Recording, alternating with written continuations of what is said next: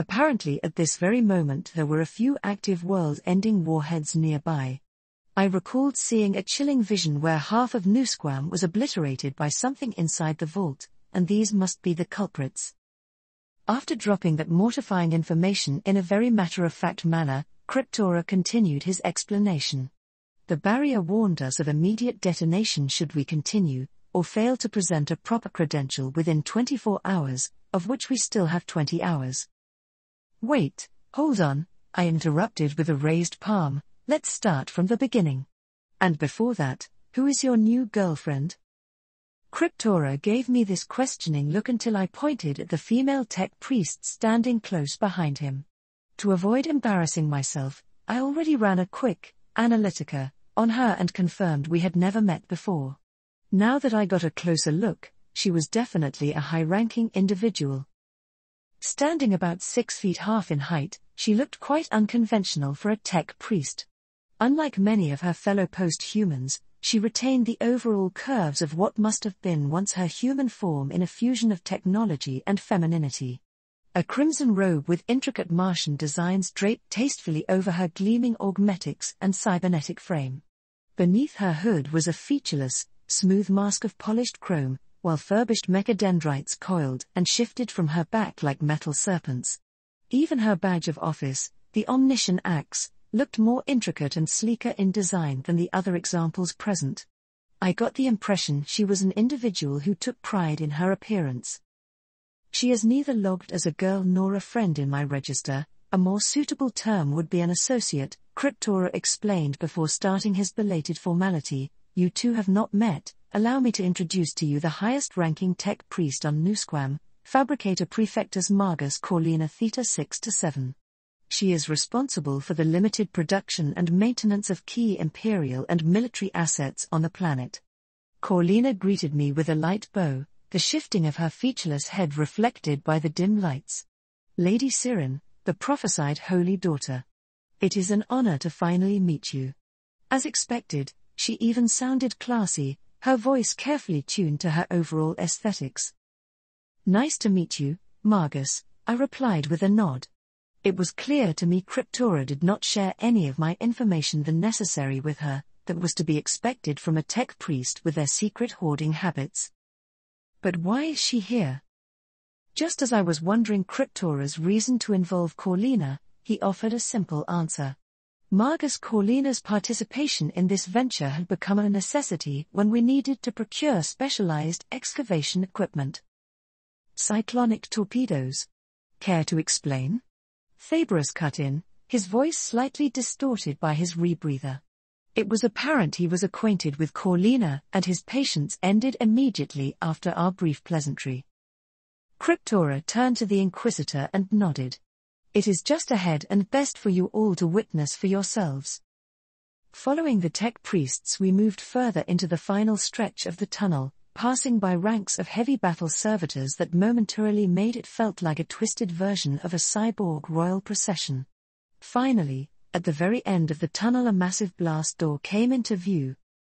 Looking straight up like the entrance to a secret underground lab in a sci-fi movie, the door that looked big enough for a Lehman Russ tank to drive through was a relic of Mechanicum craftsmanship that endured the ages.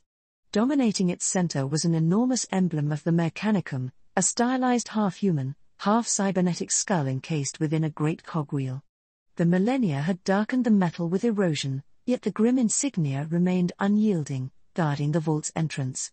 A laser fence had been set up a distance away from the huge door itself, while half a dozen Cataphren destroyers guarded the line.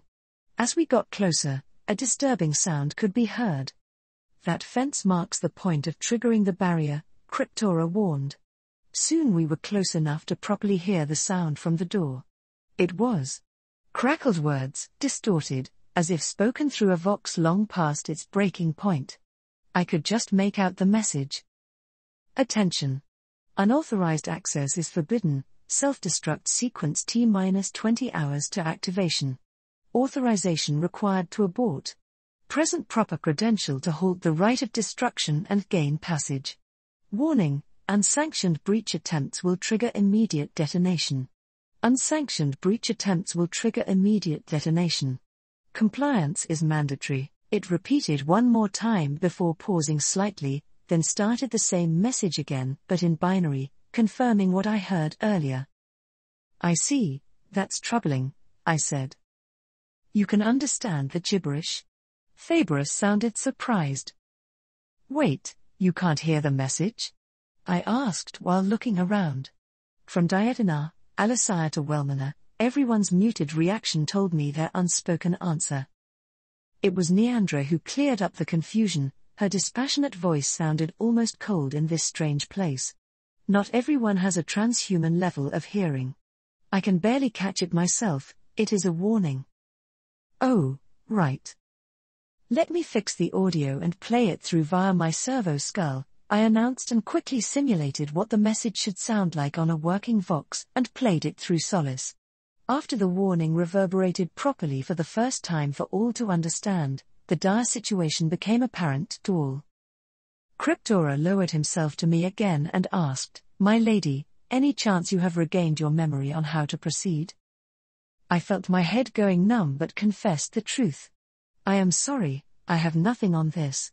But let me try something else. Slowly I walked towards the huge blast door until I was at the edge of the laser fence. While I dared not use Auspex, in fear of triggering something, an infiltration with astral projection should be beyond the detection capabilities of most Mechanicum tech from 10,000 years ago. I accessed the control of my suit and locked down the muscle fibers that enabled me to remain standing even while unconscious. Controlling my breathing, I slowly slipped my consciousness out of my body.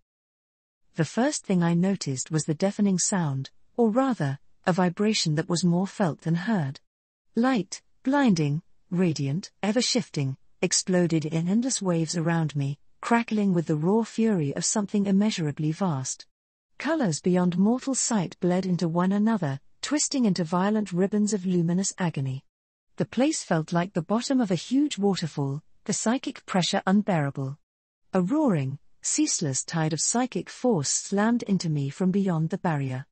Even when I was just a drifting will, the crushing weight pressed into me as if I had lungs to drown. I tried pushing forward, but it was like swimming up a waterfall that had no top or bottom.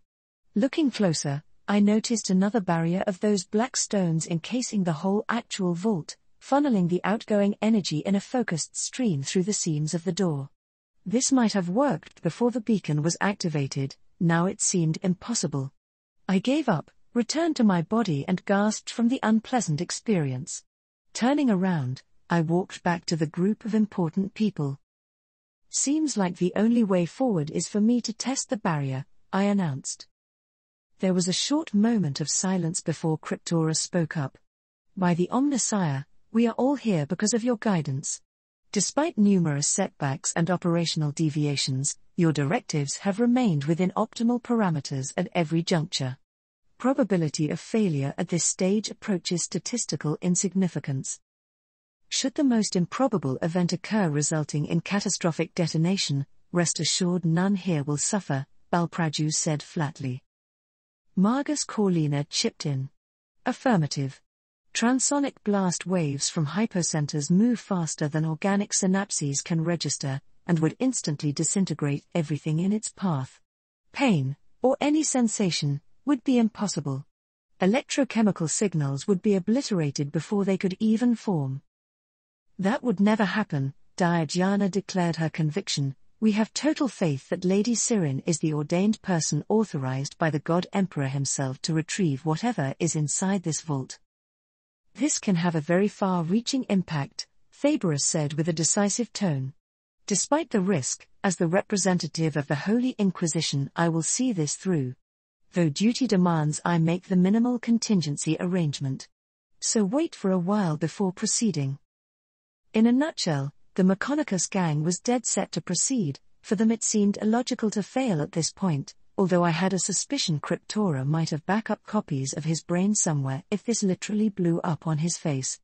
For the sororitas it was dead simple. Their blind faith in their god and total trust in me would see them march into the unknown unflinching, whereas Phaebrus was duty-bound to witness this.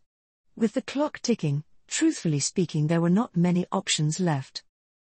I noted the irony that only the pale-faced civilian specialists accompanying the Inquisitor and myself seemed concerned about what we were about to do. These guys at the far end of our group randomly shot nervous glances at the door, the edges of their rebreather visors fogging up with rapid breathing. "May GA, please do a card reading with Lady Sirin while I arrange the contingencies," Thaberus said while walking towards the one stormtrooper with a Vox unit.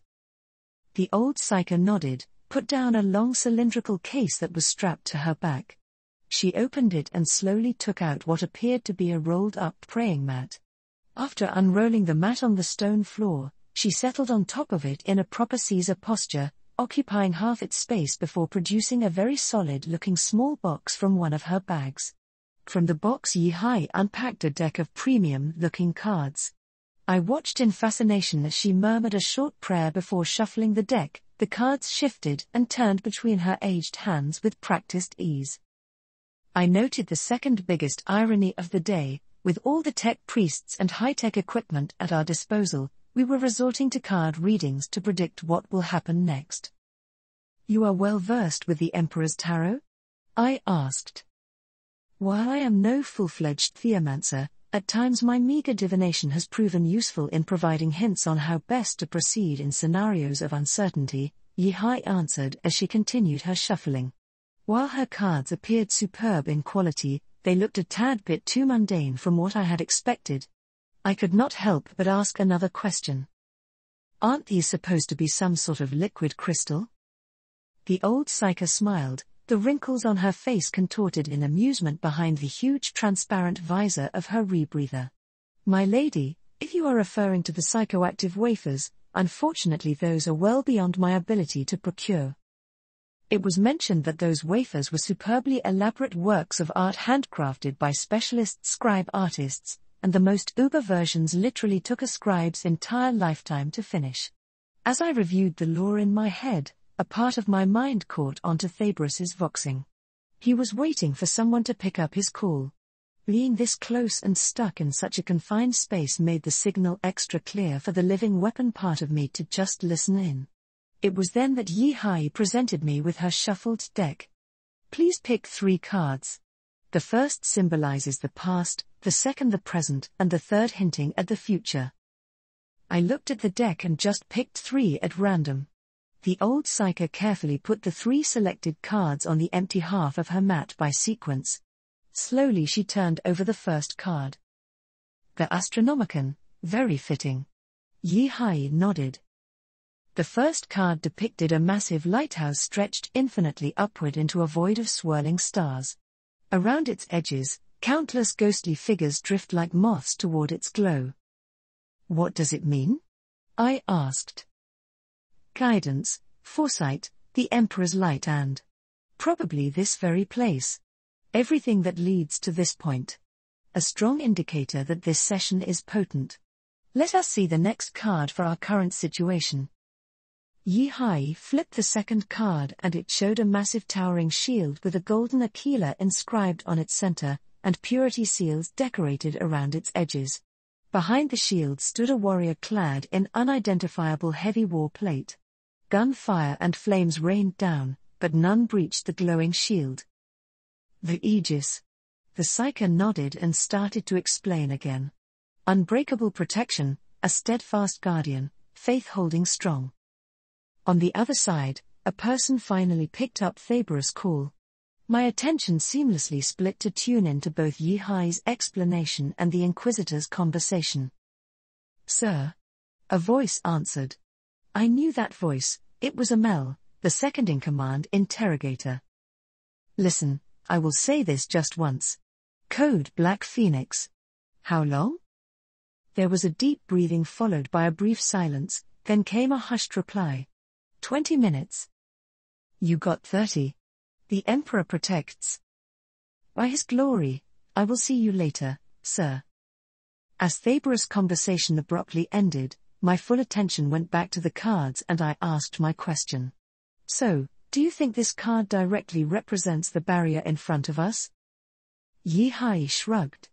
"At times the cards might indicate things literally, but it is always advisable to examine the subtler meanings. Let's see the last card to reveal what the future holds. She turned over the last card. It revealed a gloomy inverted card that featured a disturbing cloaked figure whose face was completely obscured, faint red eyes gleaming in the shadows of a deep dark hood. No matter how I looked at it, this particular card had nothing to do with a happily ever after ending. The Harbinger. She even pronounced it with an ominous tone. Bad news? I asked, expecting the worst. The old psyker took a deep breath, totally looking the part of a troubled seasoned soothsayer, and explained. That depends. This symbolizes either secrecy, hidden knowledge, or revelation. Being upside down, it may also foretell disaster, betrayal, or an uncomfortable truth that must be confronted. I felt a deep chill and looked at the card closely. In it both the hooded figure's hands were outstretched, one holding a dagger that dripped with inky darkness, while the other clutched an imperial sigil that cracked down the middle. I voiced my observation.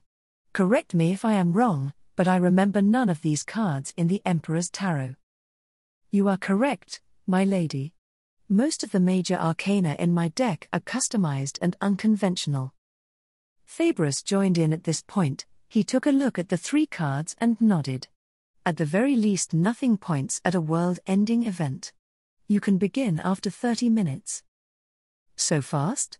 There is still some time. Why not expand the scope of contingencies and maybe some evacuation? I asked. He shook his head. Have you seen before the madness of a world that knew it was facing imminent destruction? No. By the grace of the throne, neither have I in person, yet. But I have read enough reports to know if such news escape to the masses, regardless of what happens next, countless will die in the ensuing panic. So what was your contingency? The Inquisitor paused shortly before answering me. Basically just Amel dropping everything to pick up the most valuable members of my team before flying to the stratosphere, then staying in a holding pattern until we got through this, or otherwise. A lone overworked interrogator grabbing his companions for a joyride is much more subtle than all the important people suddenly breaking for orbit. Can't argue with that. I would imagine for Amel the list of limited people must have included his girlfriend Herlin Dyer, so the fella must be just close by around the capital. Based on your past experiences, how accurate do you find this prediction in depicting critical events? I changed my topic. They are surprisingly accurate. Most of the time. Great, just great. With some time to spare, the key figures in our group gathered to discuss while I mostly just listened. Dominus, you likely have the best knowledge of what awaits us inside. Is there anything we should be aware of? Fabris asked. Probability calculus suggests the presence of at least a designated guardian for a vault of this magnitude, Cryptora remarked flatly. However, given the extensive period of the place being completely sealed off, any such entities would have likely long since succumbed to exploration. That reminded me of a story about the Third War for Armageddon. During the extremely grindy Battle of Hell's Reach, the desperate Black Templars Space Marines decided to dig out an ancient Ordinator's weapon for their tactical gambit. Within that long-sealed underground garage was a Guardian still operational despite the passing of a few hundred years. The Dominus continued, while I have total confidence that Lady Sirin has the proper credentials to open the vault, the possibility of active secondary security measures being present is where her amnesia might complicate matters. For safety purposes, once the blast door is opened, my destroyers should go in first. After we secure the place, our top priority is to disable the warheads. Where can we contribute? Diadina asked, her delicate but stern features hidden behind a highly decorated helmet. Cryptora turned to the Canonus before answering. Though unlikely to be needed, extra firepower is always appreciated. Once the blast door opens up, kindly redeploy your battle sisters with heavy bolters to its edge while the vault is being secured, in case of any unforeseen circumstances.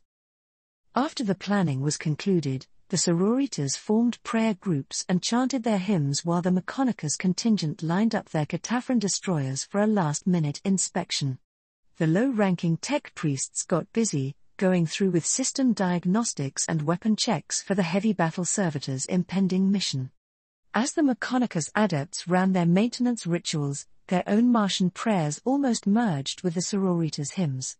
It was a strange sight, two very different groups of religiously zealous humans bonded by their shared mission.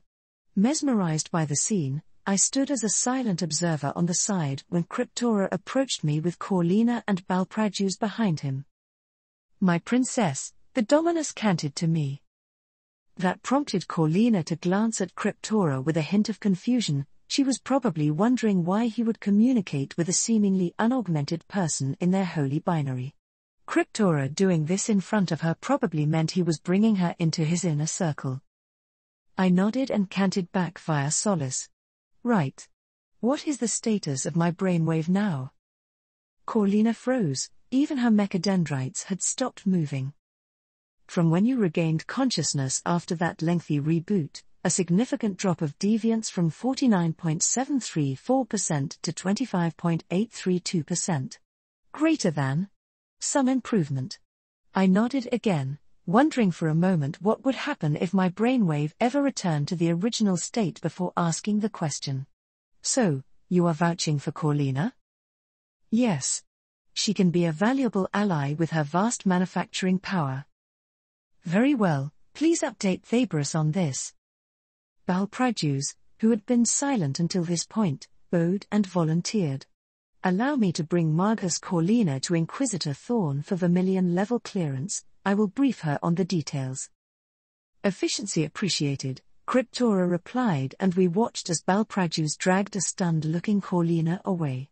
Alone with the towering Dominus, I took the chance to ask a question that had been on my mind. I was thinking, there is not a 0% chance that we might not get to speak again. "Tell me, how did we first meet?" Cryptora paused for a very brief moment before answering. "You infiltrated my ship and offered me a place on this holy expedition." "I snuck onto your Mechonicus starship?" "Affirmative, with a few cases of personal belongings." "What kind of person was I back then?" "Totally logical, uncompromisingly intelligent." "Do you still have any record of our first meeting?" "Affirmative." "I might never fully recover my memories. If we get through this, would you share those with me?" "As you wish." The remaining time went by in a flash. "It is time." The readout indicated air quality was just barely passable for standard humans, but that was no concern for me. I pressed the release mechanism and twisted. The soft seal released with a faint hiss before my helmet came off. As I breathed in the unfiltered air for the first time, I caught the scent of dust, earthly metallic tang, machine oil and a faint ozone residue from the excavation work. Less than /a/I/affirmative. /do/totally/what/affirmative, /I/u/I/efficiency/allow/very/yes. /so/some/from/right. /my, though grateful for the protection it provided, I felt much better to be released from the confines of my headgear. That reminded me of the Space Wolves, those sons of Fenris renown for their extra-sharp senses even amongst Astartes and their total disdain for wearing helmets. My restless mind wandered, contemplating the ridiculous notion of if I was a closet space wolf. I passed my helmet to Wellmanor, who received it like a relic with both hands. After pulling my hair out, I dug into my body glove, and pulled on the chain to fish out my rosette. The golden Aquila shone brightly, reflecting all the lights around it. This thing was smaller than the size of my palm but held the key to this world's very own survival.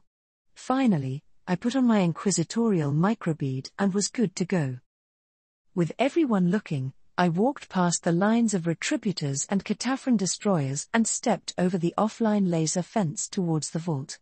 The enormous blast door looked even more imposing as I got closer, its doomsday warning blaring with disquieting intensity.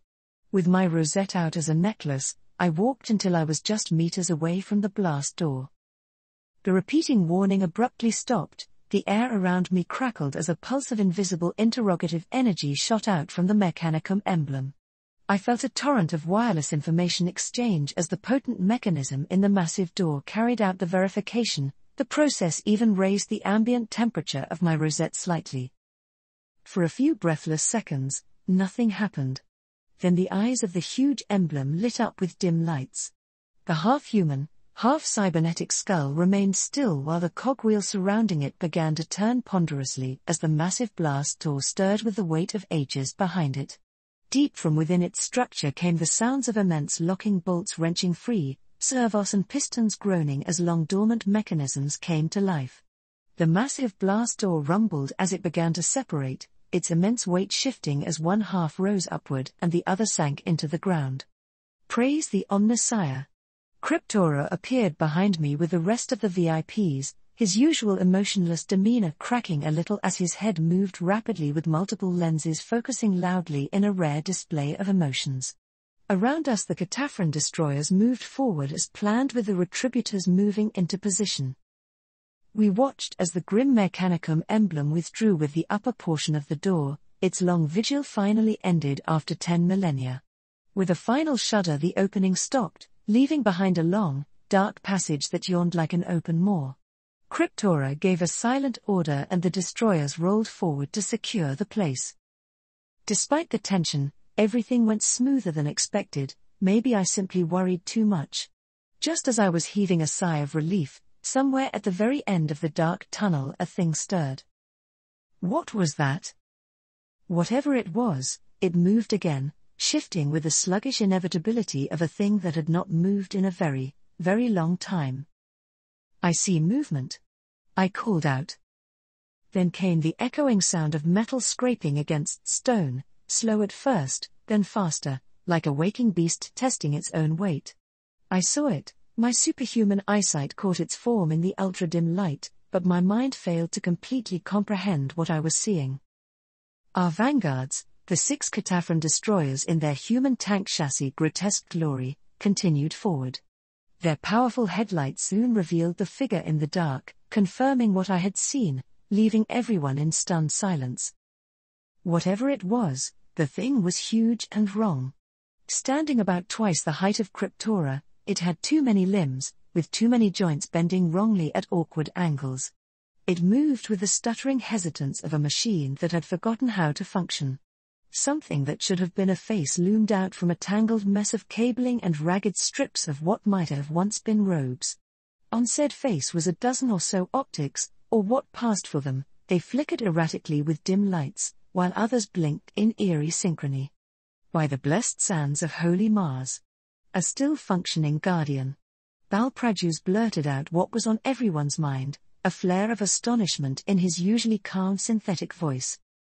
The thing in the far end twitched and spoke. A voice, if it could even be called that, scraped through the long passage together with canted binary. The combined result echoed like broken gears scraping against one another. Not him. Error. Identity mismatch. There was something in its cracked and distorted tone, not anger, not hostility, but a mechanical patience stretched too thin from a twisted sentience that had refused to die despite operating way past its hardware expiry date. Less than / error, it lurched forward, its limbs, all of them, some scraping against the floor sharply, moved in a grotesque cascade of motion. A hand, or maybe several, flexed open with multiple digits twitching as if grasping for something long forgotten. Not. The Divine One. Verification failure. Divine One? I vaguely recalled the term being another one of the Emperor's countless titles. As the thing awkwardly approached, the closest tracked destroyers reacted by pointing their weapons preemptively at it, their targeting reticles automatically locking on for fire solution. That turned out to be a bad mistake. In the next instance, somewhere within the shifting mass of the thing a sound clicked, then a triple-barrel weapon abruptly appeared from deep within its frame. Well shit. I immediately went into fight-or-flight mode, thought acceleration activated, Auspex, wave blasted out and, Analytica, ran on the thing. As time slowed down from my point of view, a thick, blinding beam was unleashed with a rippling shockwave. I felt its heat as it tore straight through the 3 foremost destroyers, cutting through heavy armor like they were cardboard and leaving only glowing wreckage in its wake. Damn, a master-crafted multi-melter. In full glory of time dilation, I saw everything happening in slow motion. The destroyed destroyers fell apart, they crumbled like melted wax figures, glowing like embers. The remaining destroyers turned to engage but were immediately cut down by the same weapon, all 6 heavy battle servitors eliminated in a flash. I heard Balpraju's utter a binary curse while Cryptora initiated his aggressive scanning, weapons unconcealed from his robe but for the moment held back, obviously fearing accidental destruction of priceless relics. The sororitas in contrast were more decisive, with Canonus Diadina ordering an all-out attack on the open vox. Then my own readings came back, postumans, tech priests. My Auspex, on the other hand, revealed a shocking detail. If I was reading it correctly, this thing seemed to have rigged itself to a complex system that would detonate the warheads the moment it ceased to function. As the crucial information flashed before my mind, another hidden energy weapon popped up from the Guardian. It took me a moment to recognize what it was, a Volkite weapon. The long phased-out Imperial weaponry notorious for their difficulty in maintenance and devastating effect on organic matter. Horrifyingly, this thing was carrying the most potent man-portable version in the form of a Volkite culverin. My mind turned and saw the impending disaster. It would inflict horrible casualties on the sisters, they in return would retaliate with vengeance, and I watched with slow-motion horror as the thing turned to aim its Volkite weapon at the sororitas. This would be the end of us all. I must stop this.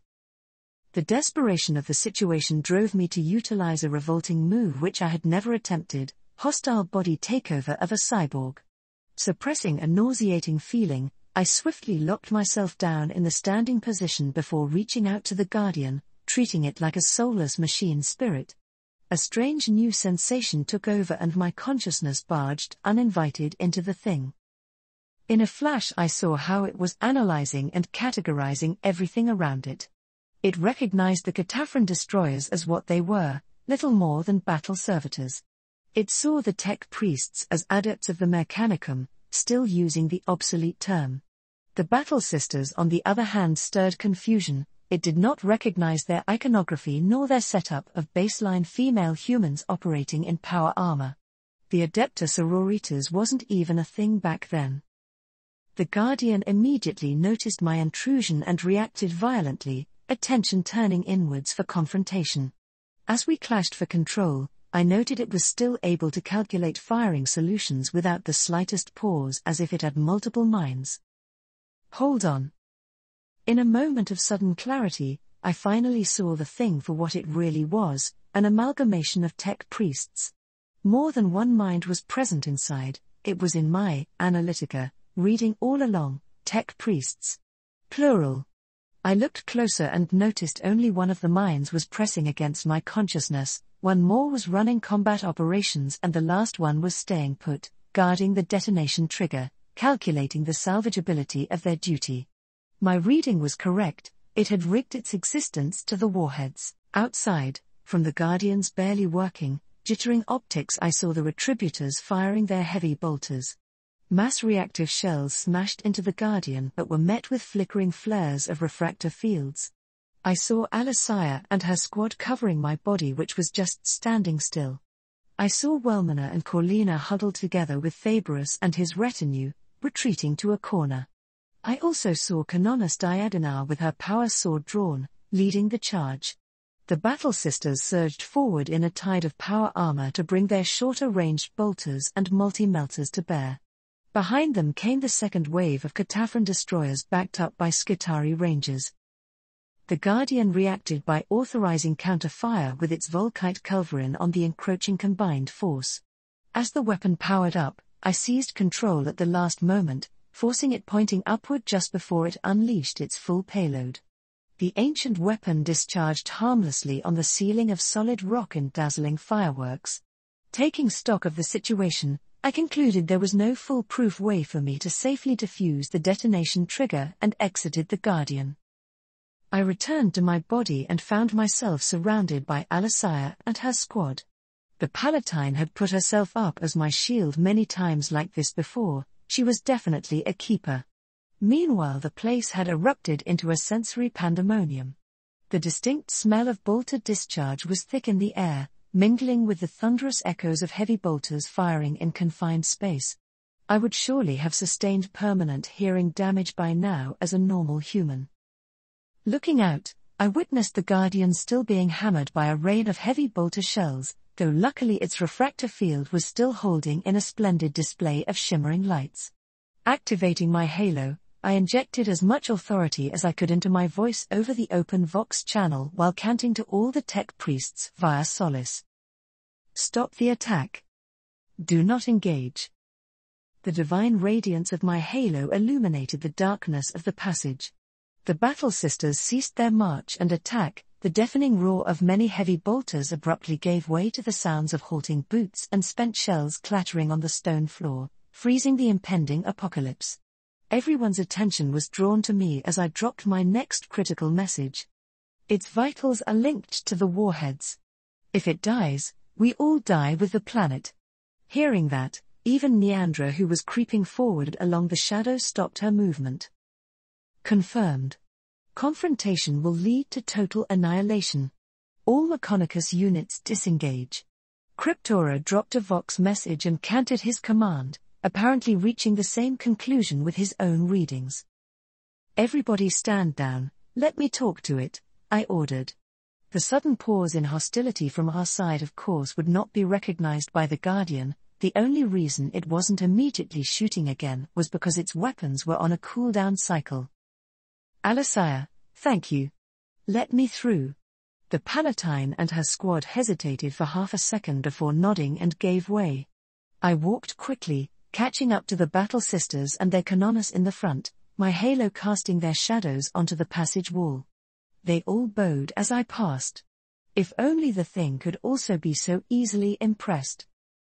Soon, I found myself accompanied only by my servo skull as we advanced toward the massive Guardian. Though it appeared to tolerate my approach, I swallowed hard, well aware that its deadly weapons were likely primed to fire again.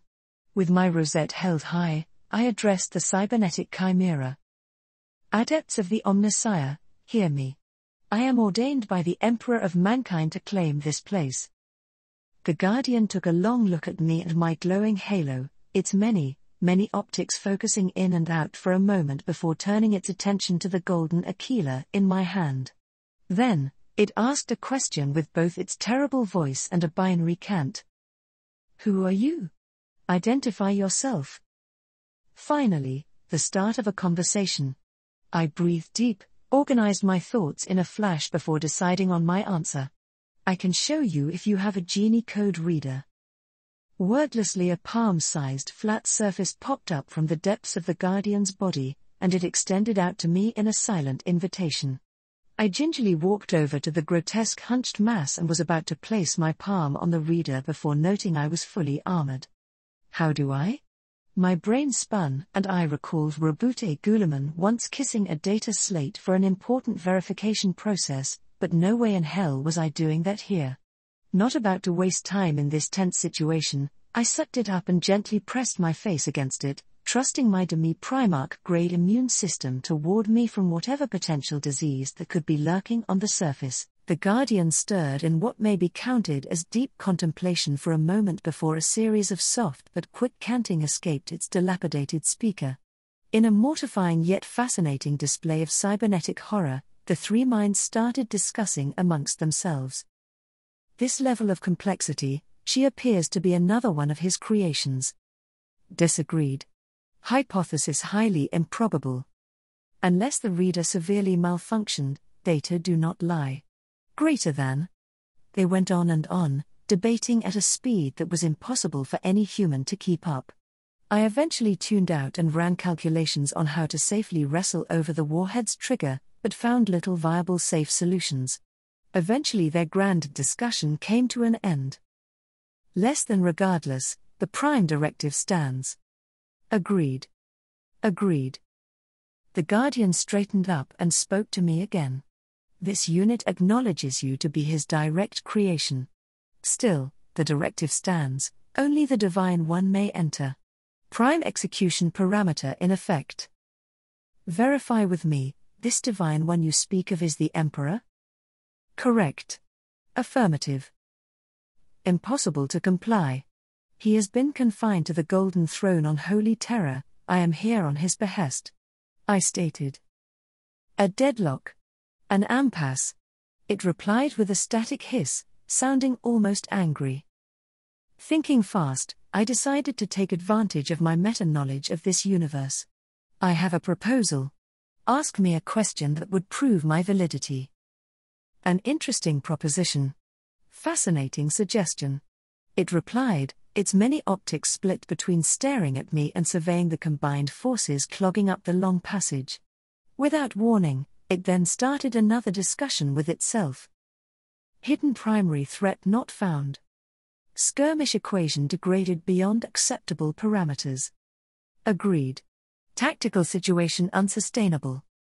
Mission status critical. Evaluating. Hidden threat?